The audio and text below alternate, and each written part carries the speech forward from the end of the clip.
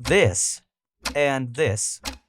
One is a symphony of gears and springs, a mechanical miracle that works without a battery. The other is a powerful computer, connected to the entire world.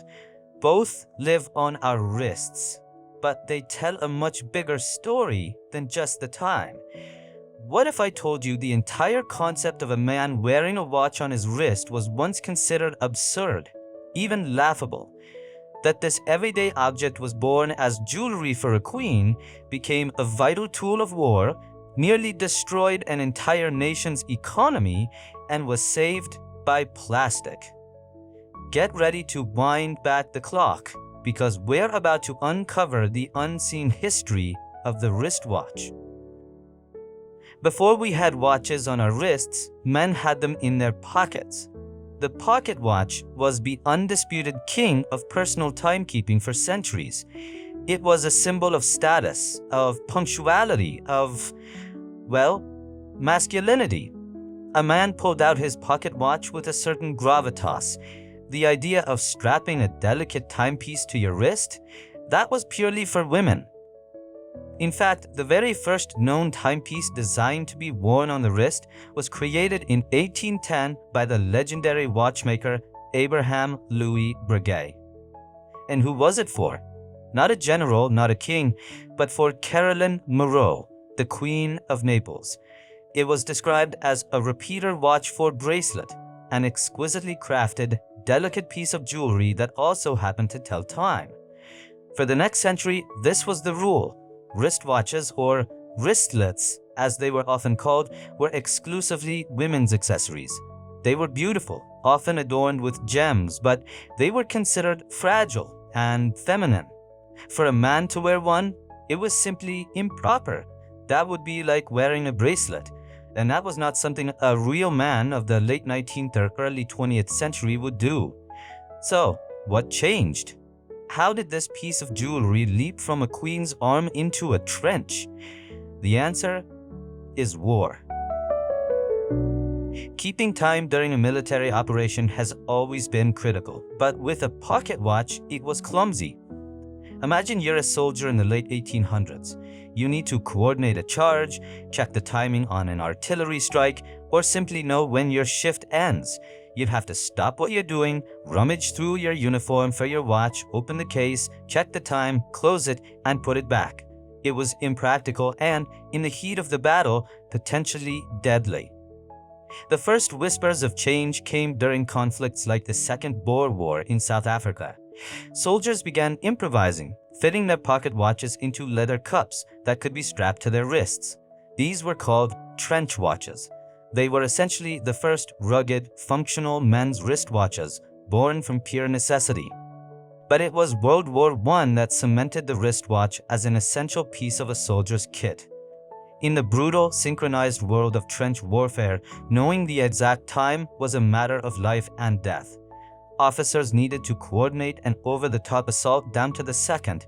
Artillery barrages had to be timed perfectly. The pocket watch was no longer an option.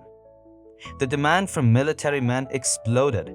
Watchmakers responded, creating more robust watches with luminous hands and numbers for reading in the dark and protective metal grills over the crystal to prevent shattering. The wristwatch had been reforged. It was no longer a delicate jewel. It was a tool, a piece of survival equipment. When the soldiers returned home, they kept their watches on their wrists. The stigma was gone, replaced by an aura of heroism and modernity. The wristwatch was now not only acceptable for men, it was a symbol of their service and experience. The war had single-handedly changed public perception, and the golden age of the men's wristwatch was about to begin. With this newfound popularity, the 1920s through the 1960s became a period of incredible innovation. Watchmaking, especially in Switzerland, became a hotbed of genius engineering. The goal? To solve the wristwatch's remaining problems. Problem 1. You had to wind it every day. It was a pain. In 1923, a British watchmaker named John Harwood patented the first practical self-winding or automatic movement. He designed a system where a weighted rotor inside the watch would swing back and forth with the natural motion of the wearer's arm, automatically winding the mainspring. It was revolutionary. Now your watch would stay powered just by you living your life. Problem 2. Dust and water. They were the mortal enemies of a delicate watch movement. A single drop of water or a speck of dust could clog the gears and ruin it. Enter Rolex. In 1926, Hans Wilsdorf, the founder of Rolex, introduced the Oyster case. It was the world's first truly waterproof and dust-proof wristwatch, featuring a hermetically sealed case with a screw-down crown. To prove its effectiveness, Rolex engaged in one of the most brilliant marketing stunts of all time. They gave an Oyster watch to a young English swimmer named Mercedes Gleitz, who was about to attempt to swim the English Channel. She wore the watch on her wrist. After over 10 hours in the frigid water, she didn't complete the swim, but the Rolex, it was working perfectly. Rolex took out a full-page ad on the front of the Daily Mail celebrating the watch's triumph. The message was clear: this watch was invincible. This spirit of innovation led to the creation of the tool watch. Watches were no longer just for telling time, they were specialized instruments. We got the first diver's watches like the Rolex Submariner and the Omega Seamaster with rotating bezels to track underwater time. We got pilot's watches with large legible dials and chronographs, stopwatch functions to perform complex calculations. And most famously, in 1969, the Omega Speedmaster became the first watch worn on the moon. It was trusted by the National Aeronautics and Space Administration, NASA, for its reliability. Buzz Aldrin wore his on the lunar surface. The mechanical watch had reached its zenith. It was a symbol of adventure, precision, and human achievement. But a quiet revolution was starting in a lab in Japan. A revolution that would run on a tiny battery and a vibrating crystal, and it would bring the entire Swiss watch industry to its knees. For all its romantic charm, a mechanical watch it's imprecise. Even the very best, most expensive mechanical watches can lose or gain a few seconds every day. They are also sensitive to shocks and magnetism. And they are very, very difficult to make, requiring hundreds of tiny parts assembled by highly skilled artisans. This made them expensive. In the 1960s, a Japanese company, Seiko, was experimenting with a new way to keep time. Instead of a balance wheel and springs, they used a tiny tuning fork-shaped piece of quartz crystal. Here's the science, simplified. When you pass an electric current through a quartz crystal, say from a small battery, it vibrates at a precise and incredibly stable frequency, exactly 32,768 times per second. A simple electronic circuit can count these vibrations and translate them into a digital signal that moves the watch hands 1 tick per second. The result? A watch that was dozens of times more accurate than the best mechanical watch and orders of magnitude cheaper to produce. On Christmas Day 1969, Seiko released the Astron, the world's first commercially available quartz wristwatch. At first, it was a luxury item, costing as much as a small car, but the technology advanced at lightning speed. Soon, quartz watches from Japan and later Hong Kong and the United States were flooding the market. They were cheap, they were reliable, and they were incredibly accurate. For the Swiss watch industry, it was an apocalypse. It's known today as the Quartz crisis. The Swiss, proud of their centuries-old tradition of mechanical craftsmanship, were slow to react. They dismissed quartz as a soulless fad. They were wrong. Between 1970 and 1988, the number of Swiss watchmakers dropped from 1,600 to just 600. Over 60,000 skilled workers lost their jobs.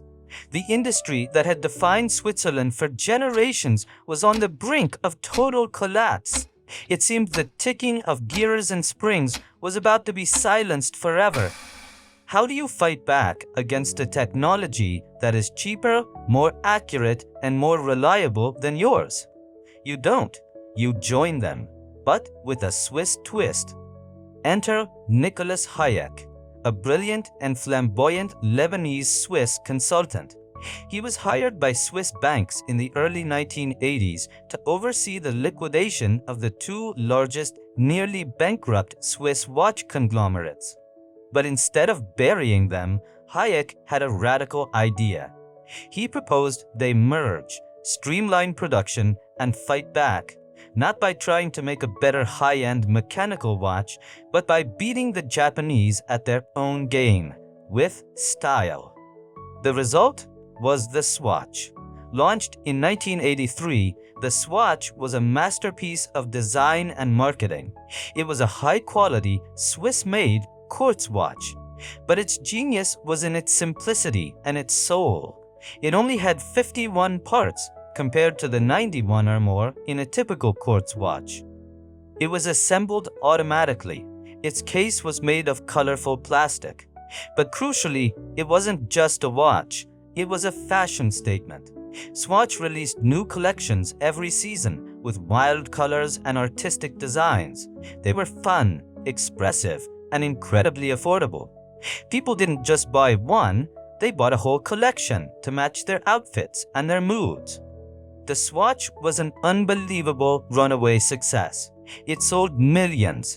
It single-handedly revitalized the Swiss watch industry. The profits generated by this cheap plastic watch were used to fund and save the classic luxury brands that were part of Hayek's new conglomerate, the Swatch Group. Brands like Omega, Longines, and Breguet, the very brand that made the first wristwatch for a queen. A simple, fun plastic watch didn't just tell time, it saved it. The Swatch revolution created the modern watch world we live in today, which runs on two parallel tracks. On one track, the mechanical watch made a stunning comeback. Having lost the war of accuracy and affordability, it repositioned itself. It became an object of art, luxury, and heritage.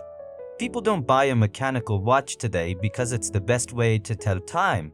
Your phone does that better. They buy it for the craftsmanship, the history, the intricate beauty of a tiny machine that runs on pure ingenuity. It's a statement, a connection to a tangible, non-digital past. And on the other track, the evolution of the Quartz watch continued, leading us to its ultimate conclusion, the smartwatch. Early attempts were clunky, but the idea was the same. To put more than just time on our wrists, to put information on it. Then in 2015, Apple launched the Apple Watch, and the game changed again. The smartwatch is the true successor to the original tool watch. It's a fitness tracker, a communication device, a health monitor, a digital wallet. Oh, and it also tells time with perfect satellite-synced accuracy. It has brought the wristwatch full circle, from a specialized tool for soldiers to a universal tool for modern life. So, the next time you glance at your wrist, whether it's to see the smooth sweep of a mechanical hand or to dismiss a notification on a glowing screen, take a second to think about the incredible journey this object has taken. From a piece of feminine jewelry to a soldier's lifeline, from a pinnacle of mechanical art to the brink of extinction, from a symbol of luxury to a plastic fashion icon. The wristwatch has constantly reinvented itself to reflect the times. It's more than just a time teller. It's a piece of history, a marvel of engineering, and a reflection of who we are. The story of the watch is really a story about our relationship with time itself. Now I want to ask you something. Think about your first watch. What was it? A digital Casio? A colorful Swatch? A hand-me-down from a parent or grandparent? What did it mean to you? Tell us about your first watch in the comments below. The stories behind these little machines are often just as fascinating as their history. And if there's another everyday object whose secrets you want us to uncover, let us know. Until next time, keep your eyes on the details, because sometimes the biggest stories come in the smallest packages. Thanks for spending your time with us.